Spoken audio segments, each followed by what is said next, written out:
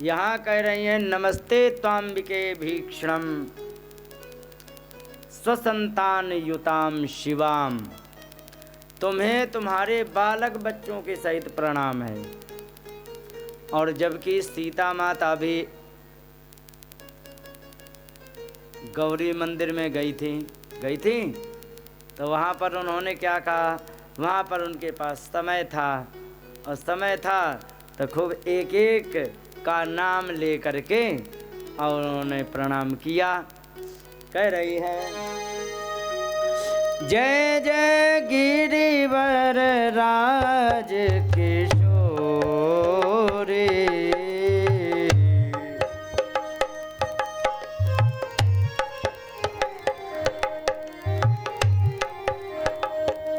जय महेश मुख चंद चकोरे, जय महेश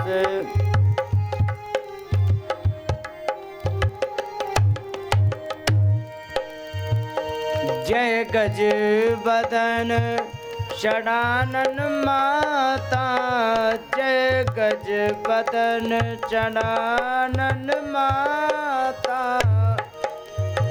जगत जननी दामिनी दूती गाता, जगत जननी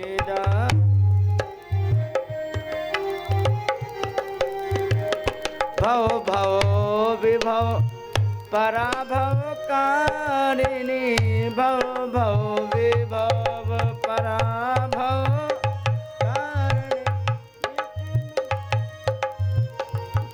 दूतिकारिणी।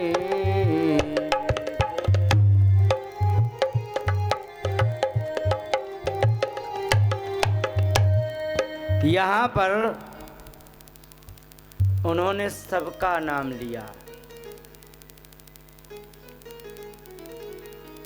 जय जय गिरिवर राज किशोरी, हे गिरिराज जी की बिटिया तुम्हें प्रणाम है। जय महेश मुख चंद्र चकोरी, हे महेश की पत्नी आपको भी प्रणाम है। जय गजबदन और षडानन माता, गणेश जी की स्वामी कार्तिकेय जी की माता तुम्हें प्रणाम है। सबका नाम लिया। लेकिन यहाँ पर अच्छा माता एक बात बताओ, रुक्मिणी जी जिस समय वहाँ गई होगी मंदिर में तो उनके मन में क्या चल रहा होगा, क्योंकि एक तो हाँ उनको कितनी हड़बड़ी होगी, क्योंकि वही एक समय है जो जीवन का निर्णय निकलने वाला है। क्योंकि अगर जो चूक गए तो शिशुपाल के साथ जाना पड़ेगा और शिशुपाल को ये साथ जाना नहीं है, चाहे मरना पड़े, ये कह चुकी हैं। और अगर जो उसी समय काम हो गया तो ठीक है। अब आई हैं मंदिर में, मन कहाँ रखा होगा कि माता अंबिका के पास?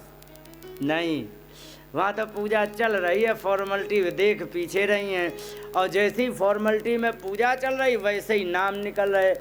कह रही है कि नमस्ते त्वाम्बिके भीक्षणम स्वसंतान युताम शिवाम, हे शिवा मैं तुम्हें तुम्हारे बालक बच्चों के सहित इकट्ठे प्रणाम। लो, नाम लेने का समय नहीं। हाँ, अपनी बात कहने से फिर भी नहीं चूकी। भूयात पतिर में भगवान कृष्ण स्तर अनुमोदनात्, आपके कृपा यदि हो जाए तो हमारे कृष्णपति बन जाए। अपनी बात नहीं चूकी। और इसके बाद जैसे ही वहाँ से आई और उस समय कंघी तक नहीं ढंग से करी थी, क्योंकि पूजा करने आई थी, ब्याह में थोड़े आई थी। ब्याह में जब होते तब तैयारी की जाती है, और ब्याह में तो थी नहीं, वे तो पूजा करने आई थी। जैसी बैठी थी उल्टी सीधी वैसे ही उनको लेके चल दी। बस मेहंदी लगी थी हाथ में, और जो विवाह के पहले जो किया जाता है वो किया था। जैसे कंकन यहाँ बांधा जाता कि नहीं? अच्छा, कंकन बांधना, ये सारे इतना ही हुआ था, यही पहचान थी कि हाँ यही है रुक्मिणी, ने तो जानते भी नहीं थे, समझ रहे हो। और चारों तरफ से और सेना बड़ी भयंकर लगी थी, क्योंकि कृष्ण आ चुके थे। और कृष्ण ने देखो क्या किया, पहले आए और आ करके सबसे पहले रुक्मिणी के पिताजी से मिले। उन्होंने बड़ा अच्छा स्वागत किया, क्योंकि सबकी इच्छा थी कि रुक्मिणी का विवाह कृष्ण से हो जाए, अच्छा रहे। लेकिन रुक्मी की वजह से कृष्ण से नहीं करने दिया गया। बाकी और जितने भाई थे सब तैयार थे कृष्ण से हो जाए, रुक्मी नहीं करने देता था, वो बैर मानता था। वहाँ बड़ा अच्छा स्वागत सम्मान किया गया। फिर कुंदनपुर में घूमे, और वहाँ जब घूमे तो वहाँ घूम करके जब गांव वालों ने देखा तब वे कह रहे थे कि ये ब्याह तो हो रहा शिशुपाल से, रुक्मी की जबरदस्ती से, लेकिन यदि रुक्मिणी का विवाह होना चाहिए तो इन्हीं से होना चाहिए। सबसे पहले माता पिता का वोट ले लिया, इसके बाद गांव वालों का वोट ले लिया, और अब उन्होंने सोचा कि यदि सबकी इच्छा है और एक की इच्छा नहीं है तो छोड़ो उसको, जो होगा सो देखा जाएगा। और फिर वहीं घूम घाम के फिर गए थे वहाँ मिलने, समझे, फिर गए थे। तो तब तक यहाँ आई, चारों तरफ से सेना लगी थी, और सेना लगी होने पर रुक्मिणी जी वैसे ही लक्ष्मी स्वरूपा है तो उनका क्या कहना, और भगवान कृष्ण वो भी सुंदरता की परम अंतिम सीमा, तो उनको जो भी देखे वही बेहोश हो जाए। चाहे रुक्मिणी को देखे वो बेहोश हो जाए, कृष्ण को देखा वो भी बेहोश हो जाए, देखते ही रह जाए, वाह क्या बात है। अब वे सब उनको देखते रहे तमाशा की तरह, क्या सुंदर हैं क्या सुंदर हैं। तब तक वे धीरे से गए, हाथ पकड़ा, रथ पे बैठाया और रथ आगे बढ़ाया, धीरे से जगह मिल गई। अब उन्होंने सुपर फास्ट गति से चलाना प्रारंभ किया, और जब लेके चले गए तब उन्हें होश आया कि हम यहाँ किस लिए आए, क्योंकि रुक्मिणी की सुरक्षा के लिए, कि रुक्मिणी तो है ही नहीं। अब उन्हें घबराहट हुई, सब पीछे भगे, और घबराहट होने के साथ साथ रुक्मी को पता लग गया। और जैसे ही रुक्मी को पता लगा तो तुरंत रुक्मी पीछे पीछे दौड़ के गया। अच्छा एक बात बता माता, शिशुपाल की क्या हालत होगी?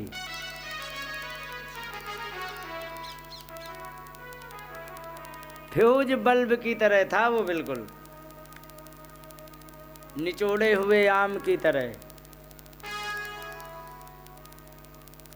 सूखे बैंगन की तरह लटका हुआ, मुंह लटकाए बैठा था। और मालूम है भगवान को यदि रुक्मिणी से तो विवाह वैसे ही करना है, वो तो विधान है।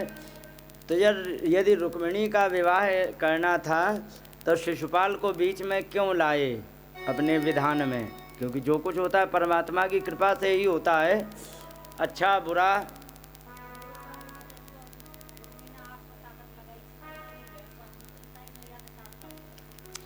इसका कारण ये नहीं, इसका कारण उधार चुकाना था। एक जन्म में इसने पत्नी का हरण करके 2 साल लंका में रखा था। भगवान ने कहा था चल तूने 2 साल पत्नी हमारी को हरण करके रखा है, मैं तेरे ऐसे समय पर तेरी पत्नी हरण करूंगा जब तू बिल्कुल तैयार होके आएगा, और तूने तो 2 साल बाद जैसे तैसे वापस कर दी, तुझे तो दोबारा देखने को भी नहीं मिलेगी। भगवान ने वो उधार चुकाना था। तो यहाँ पर उसको खूब सजा बजा के आए। तो अगले इस जन्म में वही रावण जो था वही शिशुपाल बना है, वो बदला चुकाना था। भगवान ने उनको पकड़ा, हाथ बैठाया, रथ पर लेके चले गए। अब इसको पता लगा तो इसका सारा उत्साह ठंडा हो गया। हे भगवान, हम तो ब्याह करने को आए थे, अब वापस जाना पड़ेगा। उस समय जरा सोचो कितनी निराशा हाथ लगी होगी। और एक बात बता दें, जब बहुत निराशा हाथ लगती है तब व्यक्ति सुसाइड के लिए तैयार होता है, क्योंकि निराशा एक ऐसा अवगुण होता है शरीर के अंदर कि वो जीवन के मोह को दूर कर देता है कि अब तो मर ही जाना चाहिए। समझे? एक तो गुस्सा होती है, दूसरी निराशा, दोनों का कॉम्बिनेशन ऐसा बनता है कि वो फिर सुसाइड के लिए तैयार हो जाता है। तो यहाँ पर देखा, शिशुपालम समभ्येत्य हृतदारामिवातुरम नष्टतुषागतोत्साहं शुष्कबदनम अब्रुवन। यहाँ पर शिशुपाल के पास पहुँच गए। कौन कौन? बराती। और बराती थे कौन? जरासंध और उनकी सेना। और वहाँ पर बैठा कैसा? नष्टतुषा, कांति नष्ट हो गई है। गतोत्साहम, उत्साह चला गया है। मुंह सूख रहा है। ऐसे के पास जा करके और जरासंध कहने लगे अब उसको चार्ज करना है। क्यों चार्ज करना है? कुछ तो इसके शक्ति आवे जो कि घर तक तो पहुँचे कम से कम। समझे? तो उसको चार्ज कर रहे, कह रहे कि भो भो पुरुष शार्दूल। समझे? भो भो पुरुष शार्दूल, हे मनुष्यों के सिंह। क्या भैया उस समय वो मनुष्यों का सिंह दिख रहा होगा कि चूहा? लेकिन उसे चार्ज भी करना है तो कह रहे भो भो पुरुष शार्दूल दौर्मनस्य इदम त्यज, अपने मन की दुर्बलता को त्याग दो। न प्रिया प्रियो राजन निष्ठा देहेषु दृश्यते। कभी भी प्रिय और अप्रिय मनुष्य के विचारों के अनुसार होता ही नहीं है।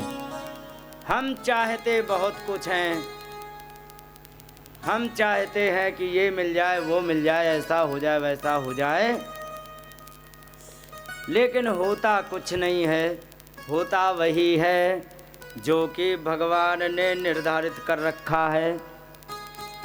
और यहाँ पर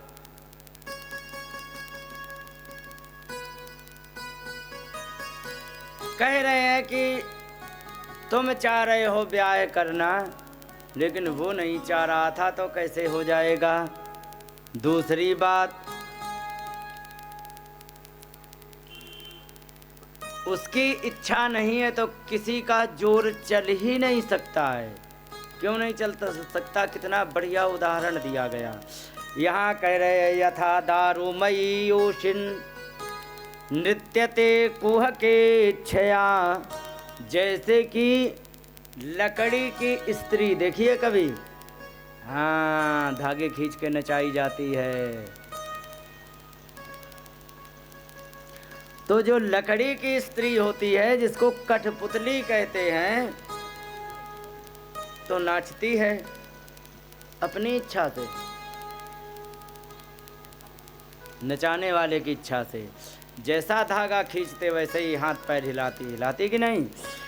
इसी प्रकार से एवं ईश्वर तंत्रोयम, इसी प्रकार से ईश्वर के तंत्र में फंसा हुआ ईहते सुख दुखयो, वह सुख और दुख प्राप्त करता रहता है। इस प्रकार से उन्होंने जब समझाया और सुनो, कहने लगे कि शौरे सप्तदशा हम वही संयुगानि पराजिता त्रयोविंशति भी सैन्य जिज्ञा एक महम परम।